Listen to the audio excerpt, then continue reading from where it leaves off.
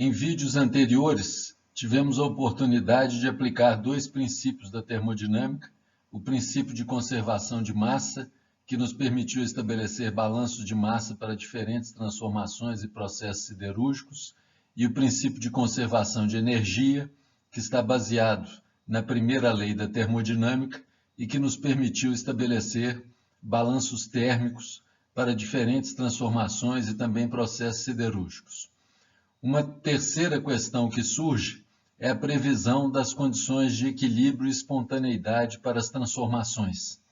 Nesta figura que está apresentada aqui, temos uma barra a 1000 centígrados em contato com uma barra a 20 centígrados, ambas isoladas da vizinhança. Na figura da esquerda, está indicado que o calor está sendo transferido da barra mais quente para a barra mais fria. Na figura da direita, o sentido da transferência de calor é exatamente o inverso. O calor está sendo transmitido da barra da direita para a barra da esquerda, da barra mais fria para a quente.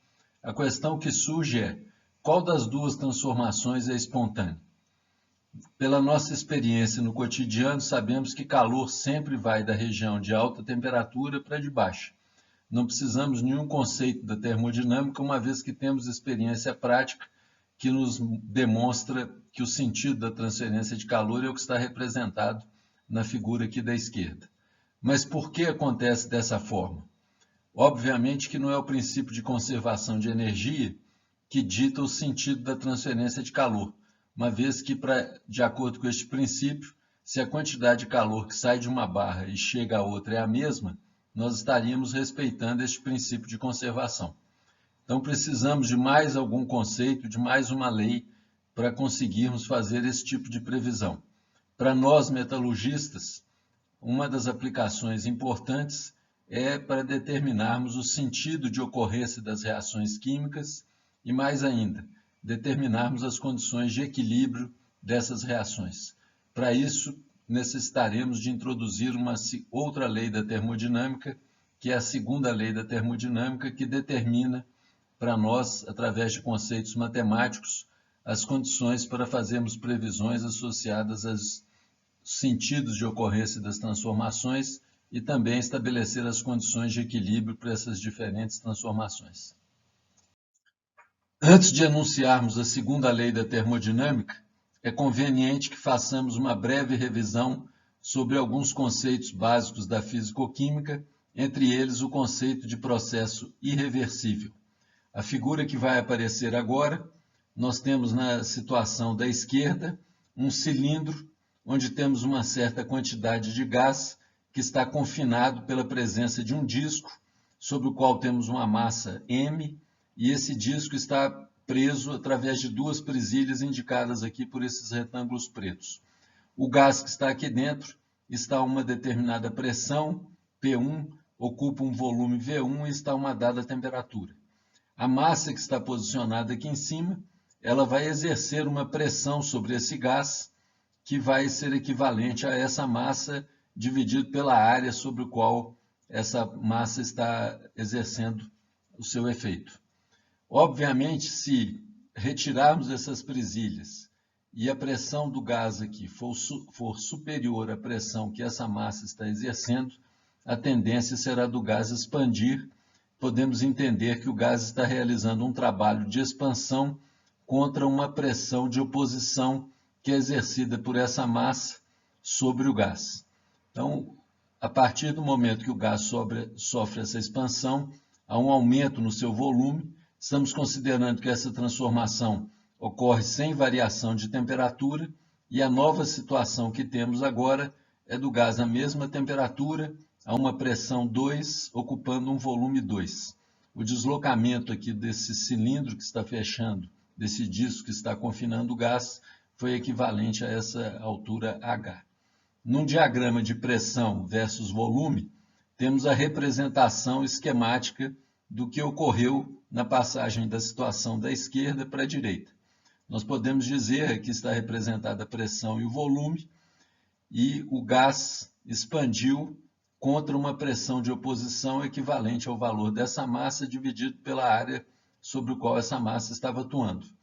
podemos dizer então que o trabalho realizado pelo gás, que é um trabalho de expansão, pode ser calculado, segundo leis da fisicoquímica, como sendo o valor ou produto da pressão de oposição vezes a variação de volume que o gás sofreu, que foi de V1 para V2. Graficamente, o trabalho realizado pelo gás pode ser expresso através deste retângulo, uma variação de volume contra uma determinada pressão de oposição. Este processo, ele é um processo irreversível. Nós não temos condição de, aplicando a mesma pressão aqui em cima, retornarmos à situação inicial. Então, através deste conceito, nós podemos ilustrar, então, o que seria uma transformação irreversível. Nós não conseguimos retornar à situação inicial pelo mesmo caminho que adotamos para deslocar o cilindro ou disco deste valor, dessa posição, até a posição nova correspondente a esse deslocamento H. Como seria o modo reversível de fazer a transformação que foi exemplificada no slide anterior? A forma de fazer essa expansão reversível seria que é apresentada neste caso aqui. Temos a mesma situação inicial, um gás confinado dentro de um cilindro através de um disco preso por essas presilhas laterais, temperatura T, pressão P1 e volume P1. Nós dizemos que aqui, neste caso, está sendo aplicada uma pressão de oposição que equivale à pressão interna do gás menos um diferencial de pressão. Então, observamos que, ao retirar essa presilha, se essa pressão de oposição é um infinitésimo inferior à que está exercendo aqui, o gás vai sofrer uma expansão infinitesimal. Podemos ir sucessivamente reduzindo essa pressão, sempre colocando-a a um infinitésimo de diferença da pressão do gás em seu interior. Então, nós passaremos a fazer essa transformação por uma sucessão de etapas infinitesimais, onde o máximo que nos afastamos da condição de equilíbrio é um infinitésimo de pressão. Observe que podemos chegar à mesma situação final exemplificada no caso anterior, mas, entretanto, apesar do deslocamento ser o mesmo, da pressão final ser a mesma e do volume final ser o mesmo do que aparecia no slide anterior, o trabalho realizado pelo gás foi diferente, uma vez que a pressão de oposição nunca se afastou mais da condição de equilíbrio do que um diferencial de pressão. No diagrama de pressão-volume, nós podemos representar o trabalho que o gás realizou sobre essa expansão como sendo a área debaixo dessa curva que está representada aqui, onde para cada situação a pressão de oposição é equivalente à pressão interna do gás menos um infinitésimo. Se procedermos, então, à avaliação do trabalho realizado pelo gás, vamos constatar que ele pode ser dimensionado através da área sobre a curva, e sabemos dos conceitos básicos de cálculo que a área sobre uma curva é expressa através de uma integral. Seria a integral do volume inicial até o volume final da pressão de oposição multiplicada pela variação infinitesimal de volume. A pressão de oposição é P menos dP.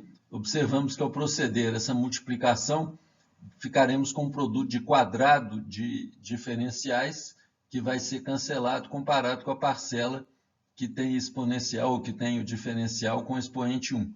Então, podemos dizer que o trabalho realizado pelo gás é simplesmente a integral de P, que é a pressão interna do gás dentro do recipiente, vezes a sua variação infinitesimal de volume, do volume inicial até o volume final.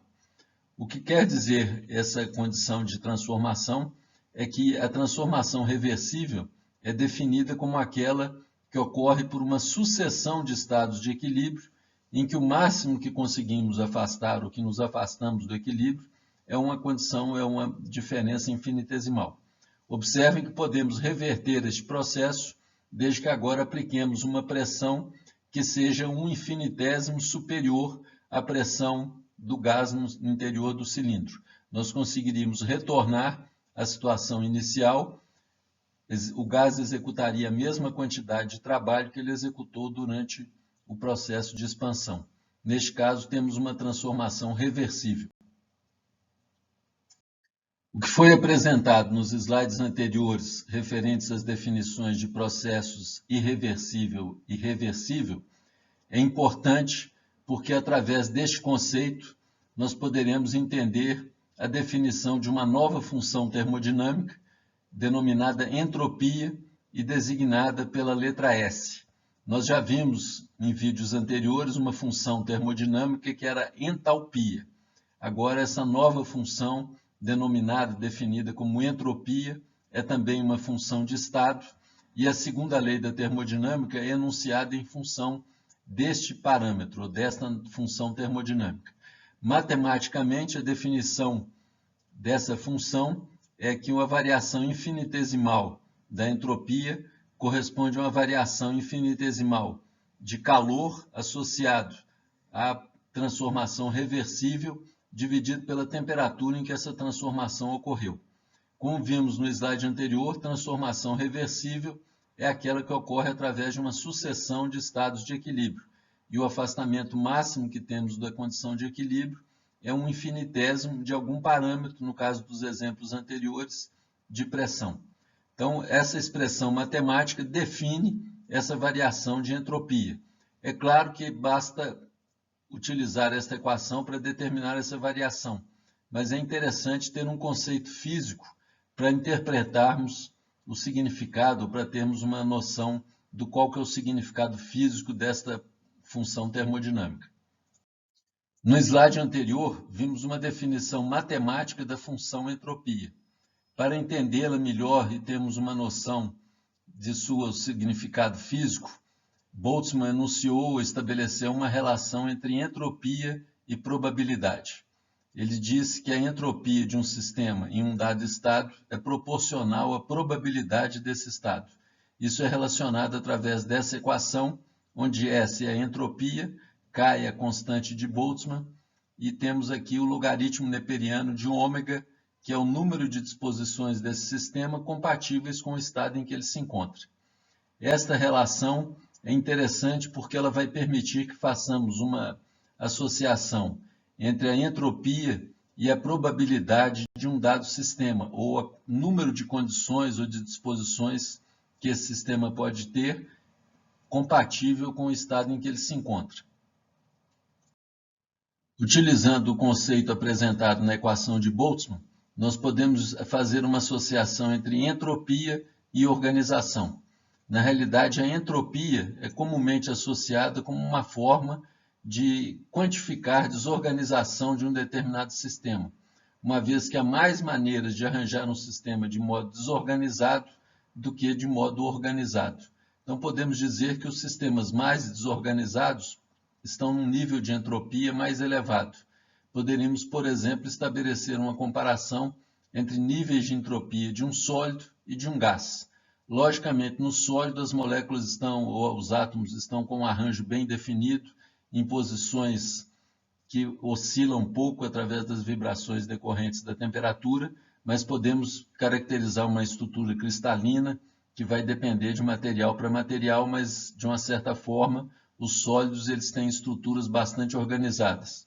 Exatamente o contrário do que acontece com os gases, onde as moléculas estão constantemente se movimentando e têm uma disposição que não nos permite caracterizar uma determinada estrutura ou um determinado arranjo desses átomos. Poderíamos dizer, então, que o nível de entropia dos gases é superior ao nível de entropia dos sólidos. O enunciado, então, da segunda lei da termodinâmica, expresso em termos de variação de entropia, é apresentado nesta equação. Essa segunda lei ela informa que a variação de entropia total, que corresponde à variação de entropia do sistema mais a variação de entropia da vizinhança, é sempre maior que ou igual a zero.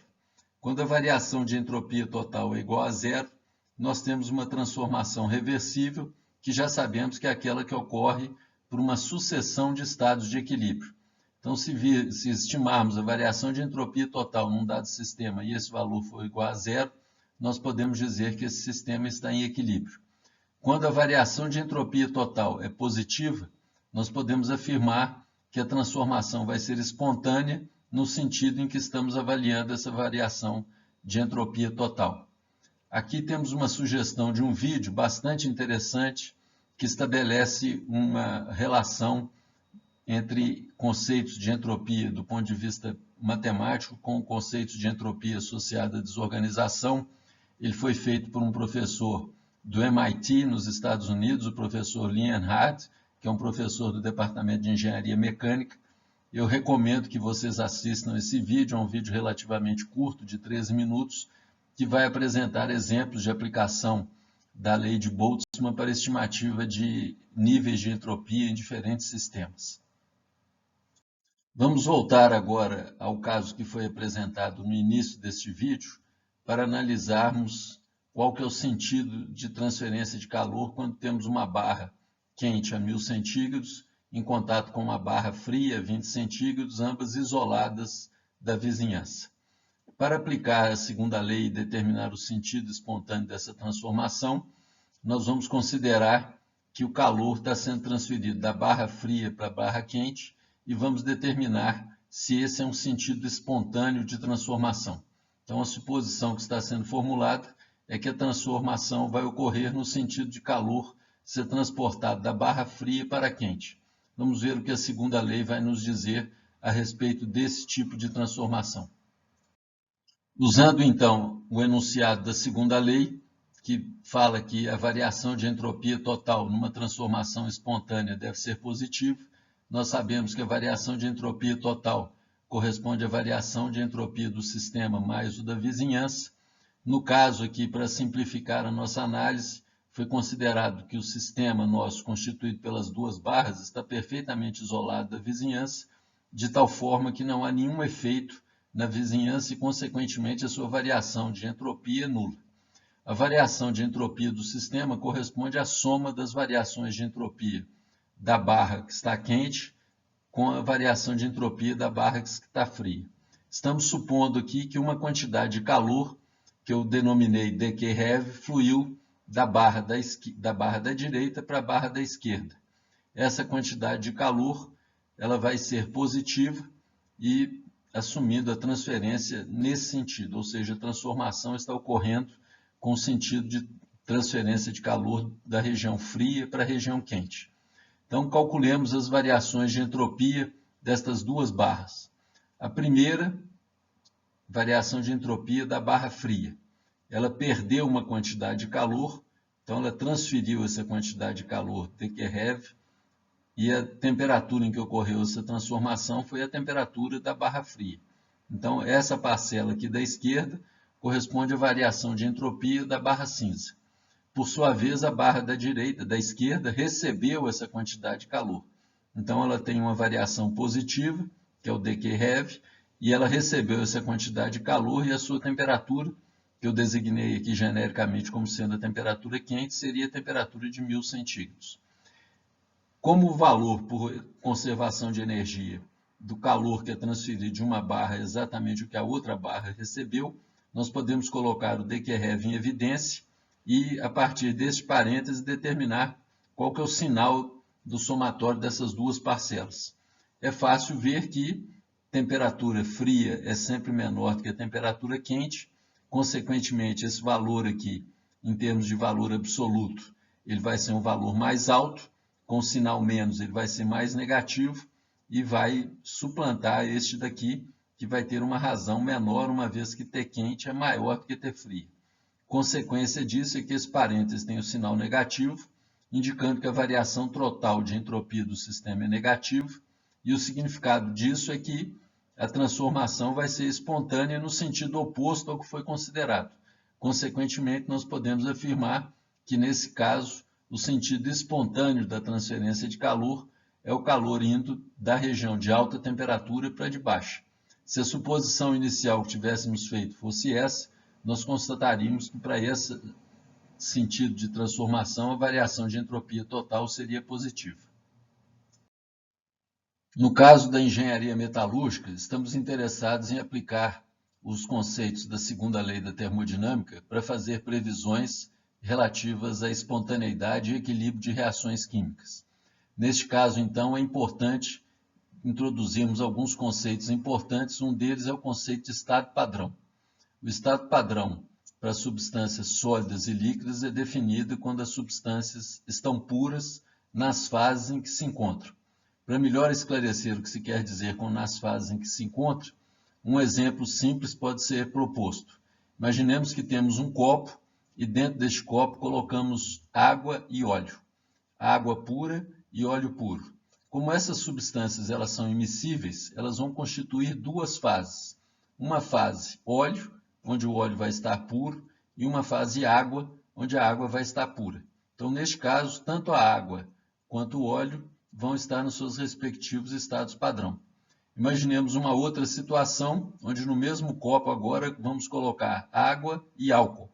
Nesse caso, como eles são completamente miscíveis, nós vamos ter uma solução de água e álcool, onde nem a água nem o álcool vão estar puros. Então, nenhum dos dois vai estar no seu respectivo estado padrão. Para gases, a definição de estado padrão é quando o gás tem uma pressão parcial igual a 1 atmosfera. Neste caso, o gás pode estar presente numa mistura, onde temos diferentes gases. Se a sua pressão parcial individualmente for equivalente a 1 atmosfera, nós afirmamos que o gás está na sua situação ou no seu estado padrão. Para podermos avaliar variações de entropia, vamos necessitar de mais uma lei da termodinâmica, que é a terceira lei da termodinâmica. Ela especifica um referencial para valores de entropia. Esta expressão que está aqui está nos informando que, pela terceira lei, a entropia de uma substância a 0 Kelvin, e quando essa substância está no seu respectivo estado padrão, na forma cristalina pura a 0 Kelvin, essa lei indica que a entropia dessa substância é igual a 0. Isso aqui estabelece um referencial para estimativas de entropia. Notem que lá na entalpia, essa referência era arbitrária e foi especificada como sendo 298 Kelvin. Para a entropia, essa referência é estabelecida através de uma lei, que informa o valor de 0 para a temperatura de 0 absoluto para a substância pura e na sua forma cristalina. O 0 aqui embaixo indica a temperatura e o O aqui em cima está associado à definição do estado padrão. Para quantificarmos a variação de entropia durante um aquecimento de uma substância, nós podemos aplicar a definição de entropia, que diz que a sua variação corresponde à razão entre a variação de calor associada ao caminho reversível da transformação, dividido pela temperatura em que a transformação ocorre. Considerando uma transformação a pressão constante, nós já sabemos que essa quantidade de calor equivale à variação de entalpia. E sabemos também, de vídeos anteriores, que a variação de entalpia durante o aquecimento ela é especificada, ela é estimada através do produto do calor específico da substância a pressão constante, Cp, multiplicado pela variação infinitesimal de temperatura. Combinando essas duas equações, nós podemos dizer que a variação de entropia é associada ao produto do Cp vezes a razão dt sobre T. Através da equação que foi apresentada no slide anterior, nós podemos dizer que a entropia de uma substância a 298 e de uma substância no seu respectivo estado padrão vai ser igual à integral de 0 Kelvin até 298 de Cp dt dt.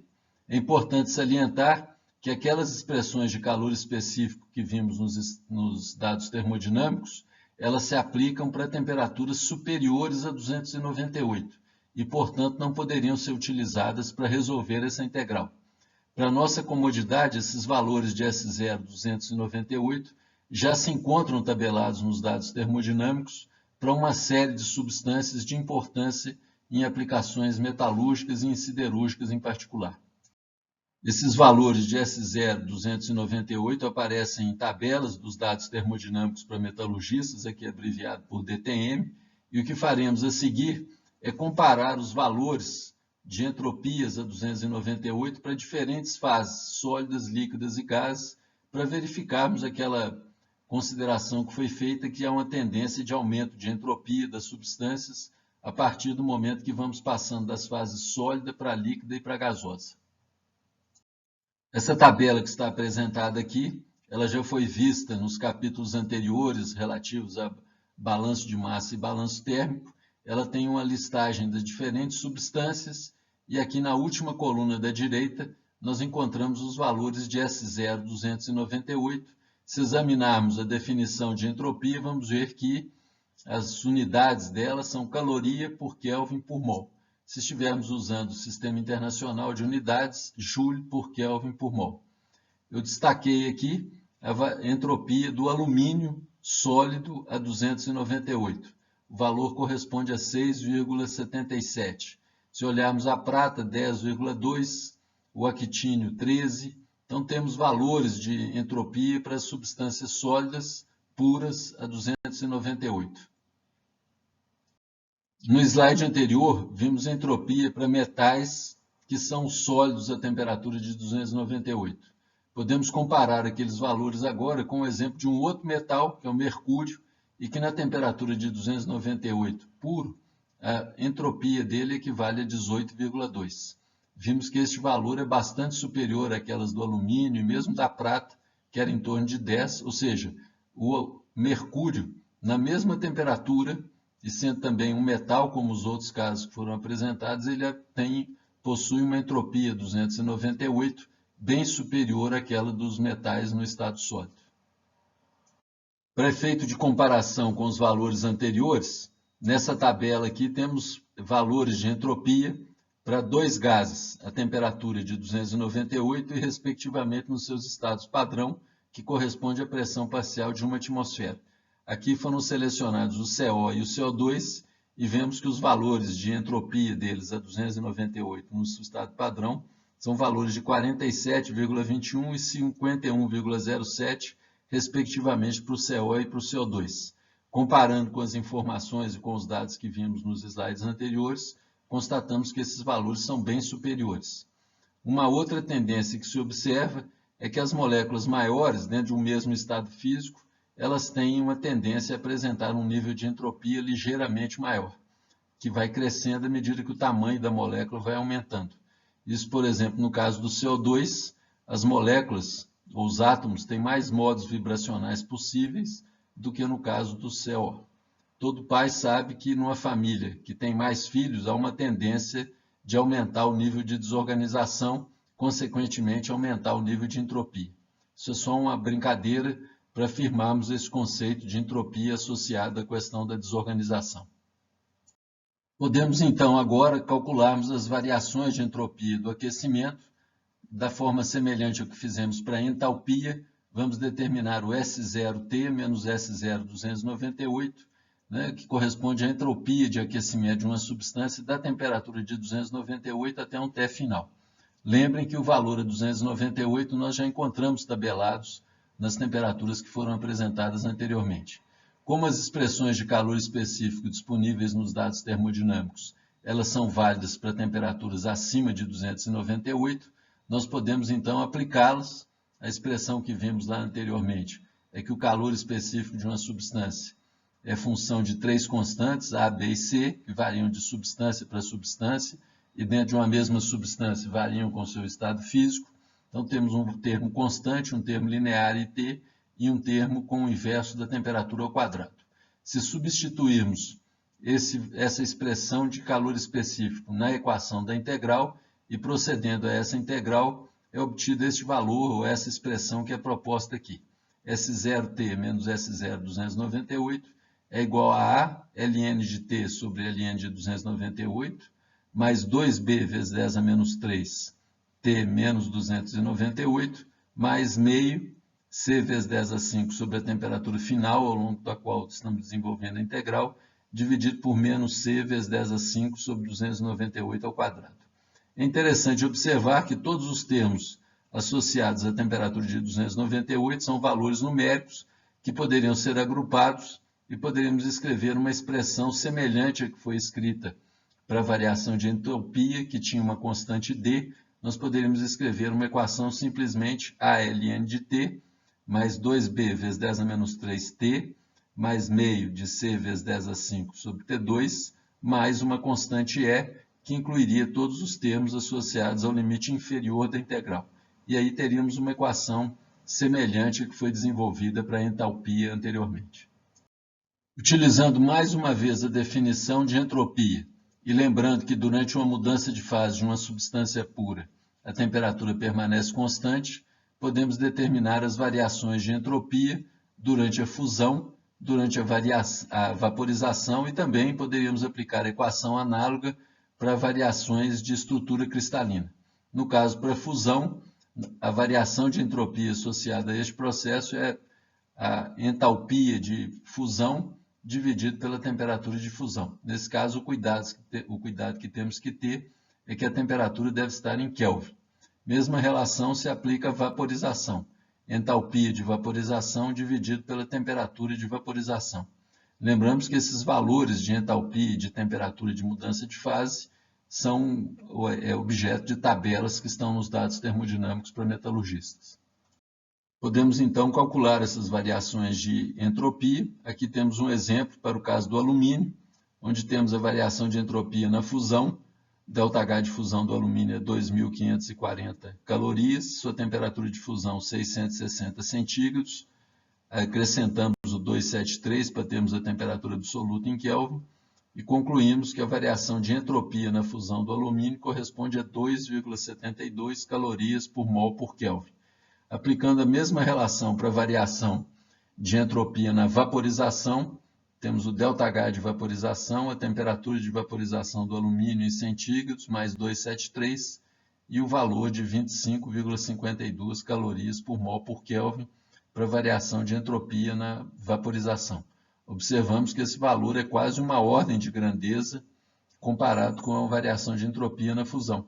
Isso faz sentido porque o arranjo do sólido e do líquido é relativamente semelhante, o nível de desorganização cresce muito pouco quando passamos de sólido para líquido, mas cresce drasticamente quando passamos de líquido para gás. Por isso que esse valor aqui de variação de entropia na vaporização é sempre bastante superior àquele da variação de entropia na fusão.